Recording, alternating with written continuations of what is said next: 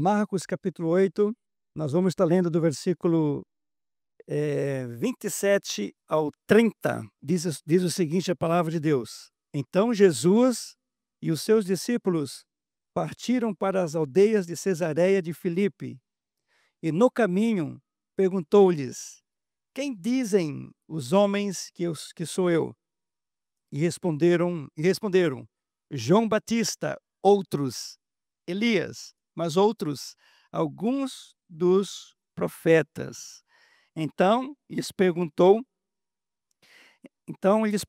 Mas vós, quem dizeis que eu sou? Respondendo Pedro, lhe disse: Tu és o Cristo. Advertiu-os Jesus de que a ninguém dissesse tal coisa a seu respeito. Amém? Quem você diz que é Jesus? Quem é Jesus para você? Esse é o tema da palavra dessa noite. Quem é Jesus para você? O que significa Jesus na sua vida? Qual é a importância que você dá para Jesus? Bem, amados, esse texto é um texto muito bom, muito conhecido também, mas Jesus aqui ele faz duas perguntas. Ele faz duas perguntas e ele faz uma afirmação. Então nós queremos estar pensando nessa noite sobre essas duas perguntas que ele faz e sobre uma afirmação que ele faz no final, no versículo 30, no capítulo 8 de Marcos. Queridos, antes de você vir à igreja, certamente você se deparou com uma dúvida: que calça eu vou colocar hoje? Que camisa? Qual é a cor da minha camisa? Que sapato que eu coloco? Eu sei que as mulheres gostam de combinações. As mulheres gostam de combinações. Os homens não gostam tanto, né? Mas as mulheres gostam de combinações. Eu, geralmente, deixa eu confessar uma das falhas minhas, que talvez uma boa parte dos homens são iguais a mim, mas geralmente eu pego a primeira camisa. Essa A minha esposa não gosta quando eu faço isso, mas fazer o quê? É mais fácil para mim. Eu acho que alguns homens se identificam com aquilo que eu estou falando. A calça, geralmente, é a primeira calça, e assim por diante. E nós não temos muitas dúvidas em que roupa escolher, não é mesmo? Mas a verdade é que diariamente nós fazemos algumas perguntas, algumas interrogações para nós mesmos. Por exemplo, o irmão João, quando ele foi comprar um carro, ele teve que pesquisar sobre carros, entender qual seria o melhor carro para o seu contexto. E da mesma forma, quando um jovem vai se casar, ele geralmente, quando ele quer se casar, ele diz: Meu Deus, eu quero me casar. Mas com quem eu vou me casar? Geralmente nós temos alguns pré-requisitos. A palavra de Deus diz que o jovem, que as trevas nunca podem se misturar com a luz. O que isso significa? Que um jovem crente, uma jovem crente, não pode se casar com alguém que não seja luz, porque há uma incompatibilidade entre trevas e luz. Ou seja, é uma dúvida que nós temos, uma pergunta que os jovens faz para si mesmo, mas a palavra de Deus ela é clara sobre essas respostas. Bom, existem outras perguntas um pouquinho mais complicadas. Tipo assim, realmente Deus existe? Deus existe realmente? Se Deus existe, foi Ele quem criou todas as coisas? Será que foi Deus quem criou todo o universo? Será que foi Ele que criou o homem? Foi Ele que criou a mulher? Então, essas perguntas nós podemos ver muitas pessoas tendo diariamente. E deixa eu contar aqui para vocês um testemunho, um breve testemunho. Vocês sabem que a igreja tem uma comunidade terapêutica muito abençoada por Deus. De vez ou outra, nós recebemos algumas pessoas que elas se identificam como pessoas que não acreditam em Deus. Aí nós sempre recebemos estas pessoas de bom grado. Sempre recebemos essas pessoas com amor, com carinho. A gente começa a fazer semeadura na vida delas. E nós já tivemos umas 3 experiências. Por último agora, nós tivemos uma experiência muito agradável, chegou um rapaz lá entre nós, ele se identificando como uma pessoa que não acredita em Deus, um ateu, mais propriamente dito, né. Então ele foi, assim, se envolvendo com um projeto, se envolvendo com ministrações, e ele confessou para mim essa semana: "Olha, pastor, eu preciso dizer para você uma coisa, eu cheguei aqui como ateu, mas hoje eu já me identifico como cristão". Meu Deus, que bênção, querido, que bênção, eu fiquei muito feliz, meu coração se alegrou muito essa semana, uma vitória muito grande mesmo, em você ver o evangelho sendo pregado e uma pessoa sendo convencida pelo Espírito Santo de que realmente Deus existe, até como cristão. Olha que coisa interessante. Mas, queridos, existem algumas perguntas que são determinantes para o nosso futuro. E Jesus, ele faz 2 perguntas aqui nesse texto de suma importância para nós entendermos sobre a sua pessoa, sobre quem ele é. Porque se nós conseguirmos entender quem Jesus é de fato e de verdade, pode ter certeza de que muitas coisas acontecerão nas nossas vidas. E, amados, olhemos aqui para a palavra de Deus novamente. Olha o que diz o versículo 27. Revista atualizada. Então Jesus e os seus discípulos partiram para as aldeias de Cesareia de Filipe. E no caminho perguntou-lhes, Jesus perguntando para os seus discípulos: Quem dizem os homens que eu sou? Olha a nova versão internacional, NVI. Jesus e os seus discípulos dirigiram-se para os povoados nas proximidades de Cesareia de Filipe. No caminho, ou seja, ele indo para Cesareia de Filipe, ele estava a sós com seus discípulos. Ele lhes perguntou: Quem o povo diz que eu sou? Quem diz o que o povo diz que eu sou? Ou quem dizem os homens que eu sou? Bom, Jesus, eu sempre gosto de fazer referência ao um pouco de geografia bíblica. Você certamente você conhece um pouco do mapa de Israel. Lá pelo sul está a Judéia, no meio do mapa, na época de Jesus, Samaria, e no norte nós tínhamos a Galileia. E essa cidade aqui, ela ficava no norte do norte. Ela ficava em um lugar fora ali da Galileia, praticamente. Jesus, ele sai da região da Galileia, onde as pessoas viram muitos milagres. Foi ali na Galileia onde Jesus realizou muitos milagres. Mas Jesus, ele está indo para o norte da Galileia e as pessoas viram muitos milagres, ele deixou as multidões um pouco de lado para focar especificamente no ministério com os 12 discípulos. Então prestemos atenção aqui que Jesus ele começa a dar mais atenção aos discípulos. Nós estamos aqui no segundo ano do ministério de Jesus. E as multidões foram impactadas pelos sinais, pelas curas, pelos milagres. E Jesus ele começa a fazer retiradas. Falando um pouco mais sobre essa cidade na qual Jesus foi ter, Cesareia de Filipe, ficava a 40 quilômetros do norte do mar da Galileia, ou seja, bem, bem ao norte mesmo, e 150 quilômetros do norte de Jerusalém, aos pés do Monte Hermon, o Hermon. Foi construída por Herodes o Grande e assim por diante. Então, amados, Jesus estava indo para essa cidade, ele estava caminhando com seus discípulos. Lendo novamente. Então Jesus, versículo 27, e os seus discípulos partiram para as aldeias, eram povoados, muitos povoados, para as aldeias de Cesareia de Filipe. E no caminho perguntou-lhes: Quem dizem os homens que sou eu?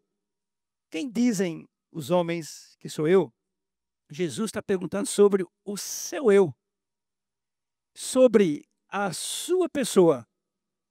E primeiramente, Jesus ele quer saber dos seus discípulos quem o que as pessoas entre as multidões falavam sobre ele. Olha que os discípulos, eles estavam ali vivendo entre a multidão. Eles já tinham tido 2 multiplicações de pães, 5.000 homens, na primeira multiplicação, 4.000 homens, e eles mesmos estiveram distribuindo os pães e os peixes. E a multidão, eles foram impactados por aqueles milagres. E eles começaram a ter uma concepção, uma ideia de quem era Jesus. Quem era esta pessoa que Jesus estava querendo saber, que eles diziam sobre ele. Esses homens estavam no meio do povão, como eu já disse, tudo mais. As pessoas, elas não tinham como não ter uma impressão de Jesus. Elas não tinham como definir a Jesus. Simplesmente era impossível não saber quem Jesus era. Sabe, amados, vamos pensar um pouquinho aqui, no nosso dia a dia.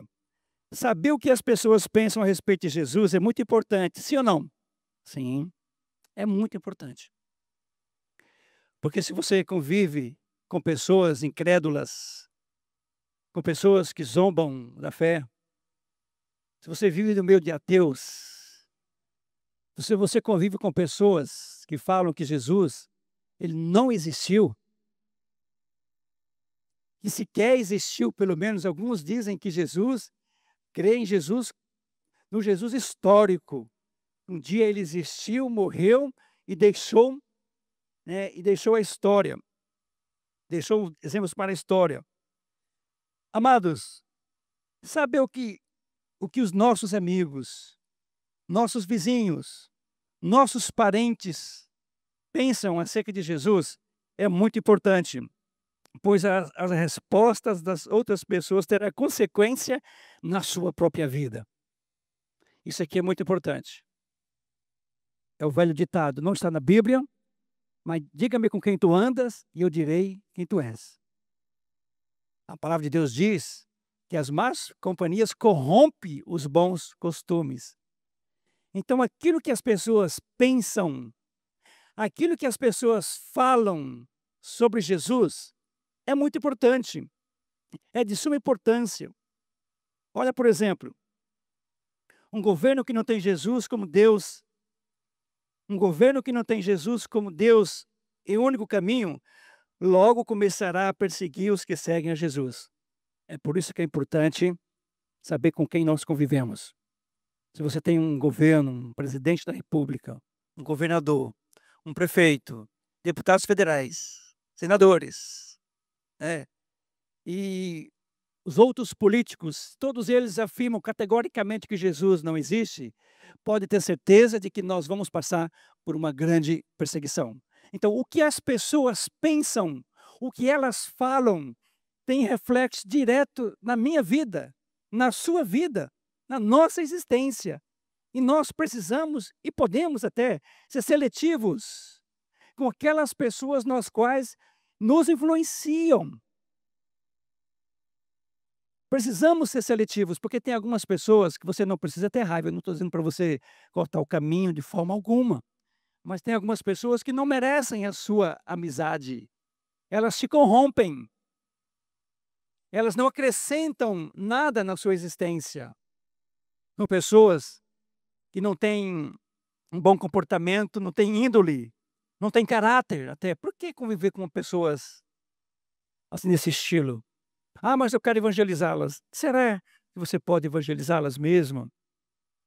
Nós podemos evangelizar de diversas formas, com exemplo, com nossa vida, é mesmo, com nossas atitudes e tudo mais. Olha, por exemplo, uma escola onde não tem os ensinos de Jesus como palavra de vida eterna e padrão de moral ensinará muitas coisas ruins aos seus filhos. Então, o que as pessoas pensam, o que elas dizem sobre Jesus é muito importante para a minha vida, para a sua vida. Um chefe que não confessa Jesus como Salvador e Senhor não irá se preocupar em fazer as coisas de forma correta. É claro que tem alguns crentes, tem alguns empresários que não têm temor do Senhor, que se comporta de forma vergonhosa, com seus funcionários. Não são bons exemplos. Temos pessoas incrédulas que não confessam Jesus como Senhor, como seu Salvador, mas eles dão bons exemplos. Mas, na grande maioria, se você convive com pessoas que não têm temor ao Senhor, pessoas que desprezam a sua fé, e desprezam o teu Deus, elas não têm nada a acrescentar na sua vida. Elas podem até te atrapalhar. Mas o que fazer, pastor? Preciso sair desse emprego? Não estou falando para você sair do seu emprego, não é isso. Você precisa orar, interceder em favor do seu chefe, do seu líder, desta empresa que você trabalha. Isso é muito importante. Um amigo, por exemplo, que não tem Jesus como Cristo, como tesouro maior, irá te influenciar negativamente. Deus não será glorificado através da vida desse homem. Então, amados, vamos entender o seguinte: o que as pessoas pensam, as pessoas nas quais nós vivemos, o que elas pensam sobre o Senhor Jesus é muito importante, elas podem acrescentar. É por isso que é necessário nós estarmos perto de pessoas que comungam com a mesma fé, pessoas que professam Jesus publicamente, pessoas que ousam dizer: eu creio em Jesus Cristo, eu professo uma fé. Nós estamos tendo até uma ajudazinha que 12 semanas consecutivas nós estamos fazendo confissões de fé juntos. É interessante que lá no nosso projeto nós temos ali 18, 20 homens, que muitos deles aprendem as perguntas e as respostas que nós estamos aprendendo aos domingos e no decorrer da semana. Porque vai fazer de você uma pessoa mais alicerçada na fé, mais arraigada na palavra do Senhor. Então os discípulos, versículo 28, olha o que diz. Agora os discípulos responderam, os discípulos respondem para Jesus. Alguns dizem que tu és João Batista, outros que tu és Elias, mas outros, alguns dos profetas. Jesus teve um impacto direto na vida da multidão. Mas aquela multidão, eles tinham ideias vagas sobre Jesus. Muitos tinham ele apenas como um profeta, um dos profetas. E era algo incrível que estava acontecendo nos tempos de Jesus, pois nós temos aqui um período interbíblico, um período no qual 400 anos foram de silêncio, silêncio absoluto. Deus não enviou um profeta sequer. E agora eles ficam entusiasmados com os milagres. Eles ficam animados com aquilo que eles estavam vendo em Jesus. Aliás, nunca aconteceu o que estava acontecendo entre eles. Então, quando eles diziam um dos profetas, eles estavam dizendo o seguinte: olha, esse daí é um profeta, é mais um dos profetas. Mas crer em Jesus como um profeta é o suficiente? Estou falando, a palavra de Deus é para a sua vida. Crer em Jesus como um profeta é o suficiente? Não é suficiente. Aí eles continuam ainda. Alguns dizem que tu és João Batista. Porque diz a palavra de Deus para nós em Marcos 6, 14 e 16. Olha o que diz: chegou isto aos ouvidos do rei Herodes. Marcos 6, 14 ao 16. Chegou isto aos ouvidos do rei Herodes, porque o nome de Jesus já se tornara notório pelos milagres, pelo conhecimento que ele tinha, tanto em Israel, como também em outros países. E alguns diziam: João Batista ressuscitou dentre os mortos, e por isso nele operam forças miraculosas. Eles estavam falando que João Batista ressuscitou dos mortos. Olha o que eles criam sobre Jesus. Mas outros diziam, versículo 15, é Elias, ainda outros, é profeta. E assim por diante, queridos. Elias, o precursor, já tinha chegado, não é mesmo? Já tinha chegado. Jeremias foi um dos profetas de julgamento. E eles tinham essa ideia de que Jesus era Jeremias. E alguns dizem, um dos profetas do passado ressuscitou. Um dos profetas do passado ressuscitou. Muitos alegam que Jesus é um grande mestre. Ele é um ótimo caminho. ela é uma opção de vida, mas outros falam que ele é o único Senhor, o único caminho. Ele mesmo disse: eu sou o caminho, a verdade e a vida. Ninguém vai ao Pai a não ser por mim. Queridos, não adianta dar um título de honra para Jesus. Não adianta querer procurar Jesus apenas pelos milagres, pela provável prosperidade que ele pode fazer na sua vida. Jesus, ele é bem mais do que isso.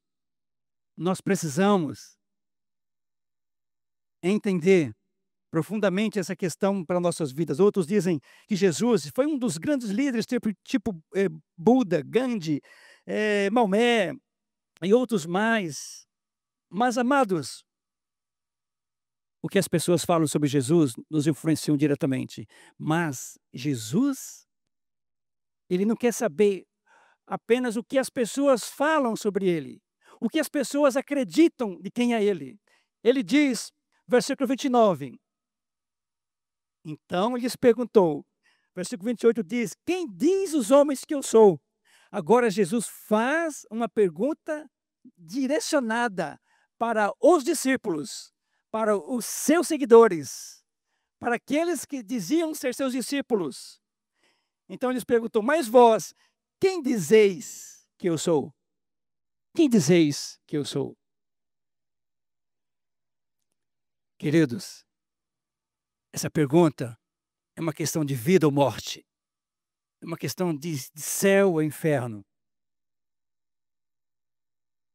É a pergunta mais importante que você precisa fazer durante a sua existência. O que Jesus significa para você determina se você vai ao céu ou ao inferno. Porque Jesus disse, eu sou o caminho, a verdade e a vida. Ninguém vai ao Pai a não ser por mim. Jesus, o que você pensa sobre ele, é muito importante. O que as pessoas falam sobre Jesus não podem te influenciar, não devem te influenciar. Mas o que você acredita sobre Jesus está aqui na palavra de Deus. É por isso que nós precisamos da palavra. Sermos amigos, companheiros desse livro. Jesus mesmo disse, examinai as Escrituras, porque julgais ter nelas a vida eterna. E são elas que de mim testificam. Ou seja, quando você examina as Escrituras, elas testificam de Jesus. Você conhece mais a Jesus. Você começa a ficar rico, muito rico em Jesus. A maior prosperidade que existe, a maior riqueza que existe, é aquela riqueza espiritual. Que é você conhecer mais do seu amado, mais do seu Senhor. A pergunta é para você também. E vocês? Quem vocês dizem que eu sou? Essa pergunta, ela interessa para você. Ela interessa para mim. Ela é muito importante. Nós deveríamos fazer essa pergunta todos os dias da nossa vida.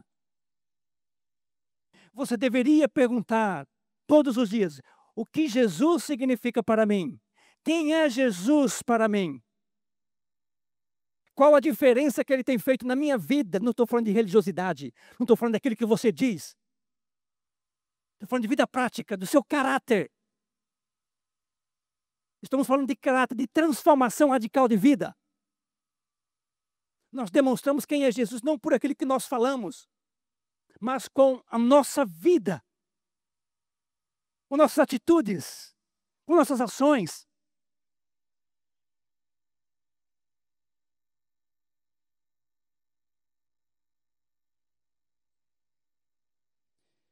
Vocês têm me seguido esses anos, ele dizendo aos discípulos, por 2 anos eu estou convosco.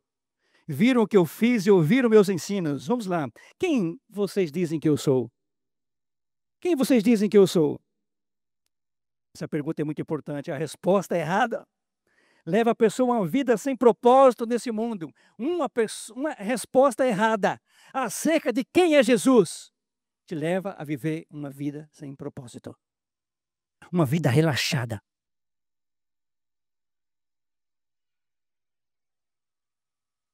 A resposta a resposta certa, misturada com fé, traz propósito nessa vida. Propósito, não riqueza. Porque muitos chegam à igreja atrás de riquezas, infelizmente. Muitos querem Jesus apenas por benefícios pessoais. Querem curas, querem milagres.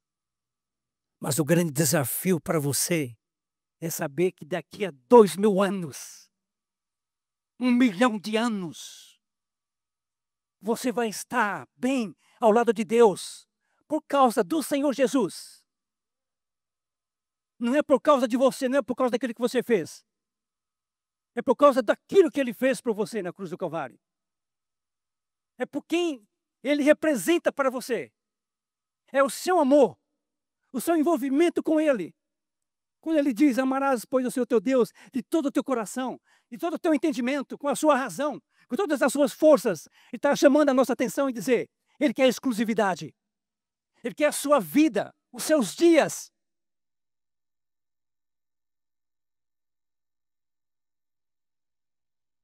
Pedro, ele tomando a palavra, ele diz, tu és o Cristo. Tu és o Cristo, Filho do Deus vivo. Essa declaração de Pedro é o ápice do Evangelho de Marcos. Pedro confessa com seus lábios quem realmente Jesus é. E é essa confissão de quem Jesus é deverá necessariamente ser a confissão máxima na sua vida de que Jesus é o Cristo. Mas eu sei que nem todos que dizem Senhor, Senhor, como diz o próprio Cristo, estão aptos para isso, infelizmente. A palavra Cristo no grego, vem do grego, no Messias, também igual ao Messias no hebraico. Também Emmanuel, Deus conosco. Tu és o Cristo. Tu és o Messias. Tu és Deus conosco. Eles reconheceram que aquele homem que tinha um nome, o nome de Jesus, e tinha até um sobrenome, Senhor Jesus. O Senhor Jesus. Porque Cristo não é o nome. Cristo é uma pessoa. Ele é Deus.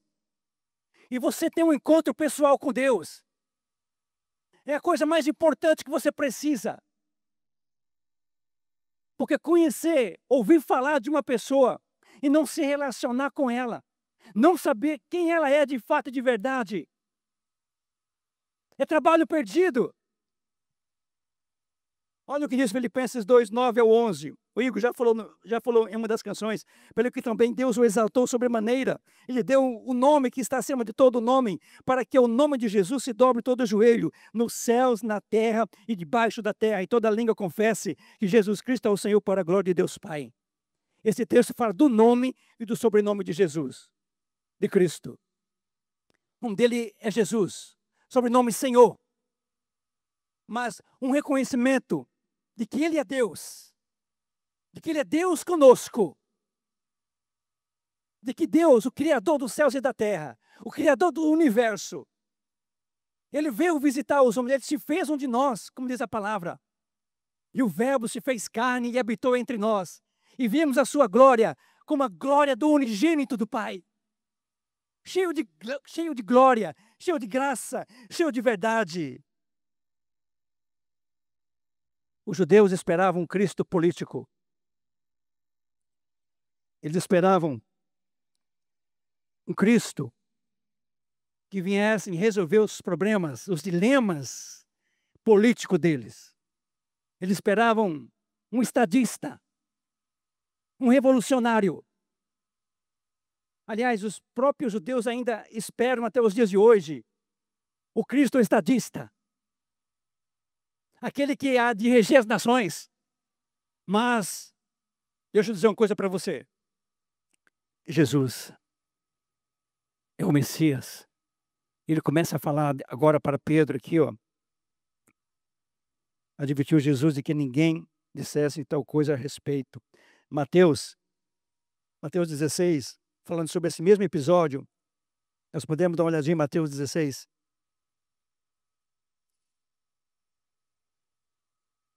A partir do versículo 13.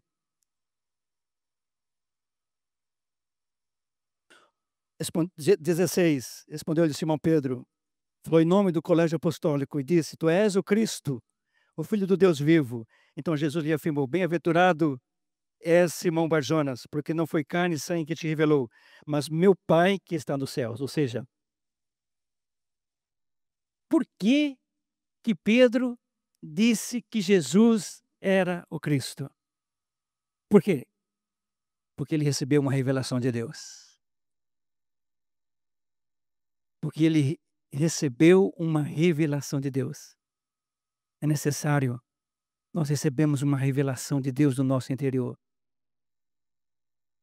Paulo diz, quando aprove Deus revelar o seu Filho em mim, não consultei carne ou sangue. Olha o que Paulo diz, quando aprove a Deus revelar o seu Filho em mim, sem uma revelação pessoal. Não adianta nós sermos religiosos. Deixa eu falar um pouco mais sobre o nosso projeto. Esses dias nós recebemos, o Libeu recebeu, a igreja recebeu, na verdade, né? Um homem, ele chegou lá no projeto, e ele chegou assim, de uma forma tão difícil, irmãos, dava pena. Eu estava com o Libeu, e nós temos que recepcionar esse rapaz com muito carinho, muito amor. Estava na rua, muitos e muitos dias sem tomar banho. Aí quando ele chegou no meio do caminho, eu dei uma carteirada. Eu sou pastor. Eu sou pastor. Chegou lá, primeira coisa que ele disse, quero saber quando eu vou ter oportunidade para pregar.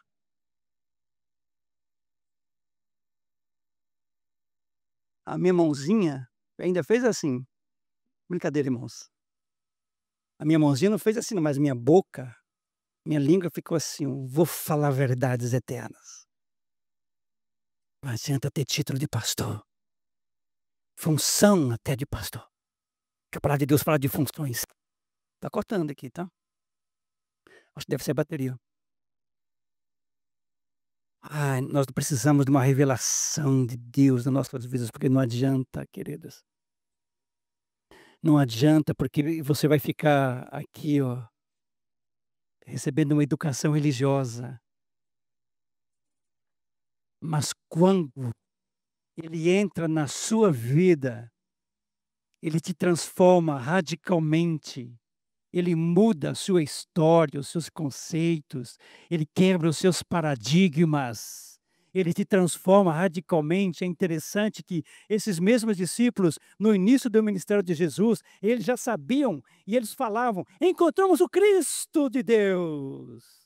Mas eles ainda tinham uma concepção de que Jesus poderia ser aquele Cristo político, aquele revolucionário, aquele homem que havia de fazer uma grande diferença ao Estado de Israel.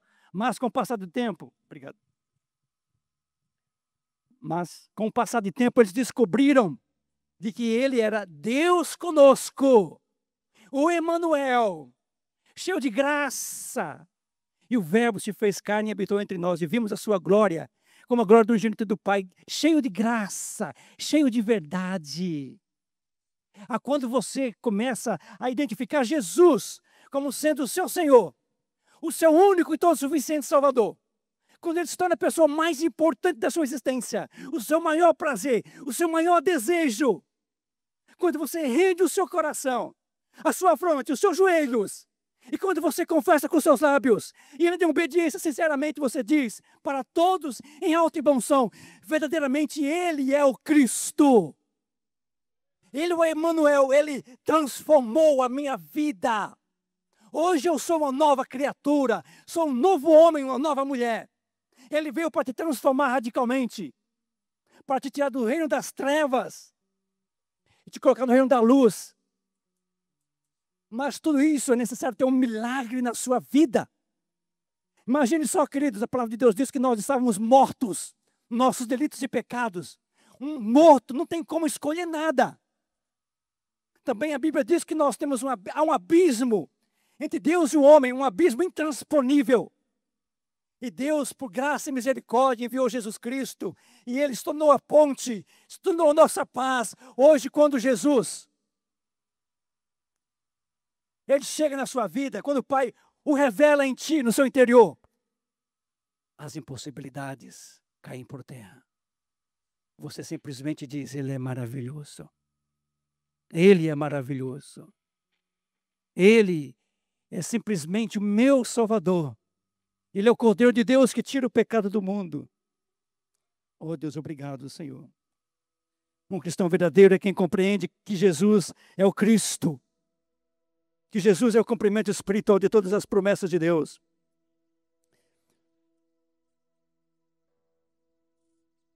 Houve outras vezes em que os discípulos usaram títulos messiânicos para Jesus. Mas eles sempre foram em contexto de curas e milagres. Ele faz coisas incríveis. Conhecer a Jesus nesse contexto de curas e milagres, de prosperidade material, é o suficiente? Não é o suficiente, queridos. Esse é mais um entre a multidão, os que os outros falam, as impressões sobre Jesus. Agora Jesus pega esses 12 e eles não estão no meio das multidões. Eles estão em um lugar sem alvoroço, sem curas, sem milagres. Eles estão bem no norte da Galileia. Não havia emoções naquele momento.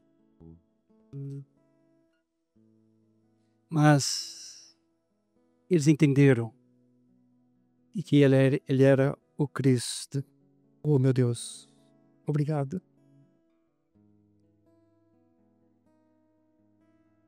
Nós precisamos nos render ao Senhor Jesus, dia após dia. Todos os dias nós devemos fazer essa pergunta: o que Ele significa para mim? Ele é a pessoa mais importante da minha existência? Será que outras coisas estão ocupando o lugar de Deus? Isso chama-se idolatria. Não faça isso com a sua vida. Muitos confessam Jesus como Cristo no momento de emoção,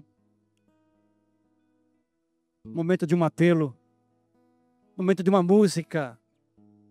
Tu és o Cristo, Filho do Deus vivo. Feliz é você, Simão Pedro, filho de Jonas. Agora prestem bem atenção, queridos. Eu quero ler um outro texto para vocês, João 6,44. João 6,44. Ninguém pode vir a mim se o Pai que me enviou não o atrair, e eu o ressuscitarei no último dia. Que Deus revele o seu Filho na sua vida. Você tem uma experiência pessoal com Jesus, que é o Cristo, o Filho do Deus vivo. Jesus sabia que as multidões tinham expectativas erradas acerca dele. Eles esperavam por um líder político, mas eles queriam ouvir dos lábios dos discípulos que ele era o Messias, o Cristo, o seu Senhor, o seu Salvador, e que eles estavam dispostos a morrer por ele. Não apenas a viver por ele, mas a morrer por ele. Como está a sua vida? Como que anda a sua confissão de fé? A sua confissão pública de fé? Será que você pensa nele diariamente? Constantemente? Eu posso garantir para vocês que o melhor pensamento que nós poderíamos ter é pensar nele. Viver por ele. É se render a ele. É obedecer a ele. É viver para a glória dele, não para a nossa glória, não para os nossos prazeres, não para os nossos desejos. Que se faz amigo do mundo se constitui inimigo de Deus, diz a palavra. Eu quero que você feche seus olhos nesse momento. Eu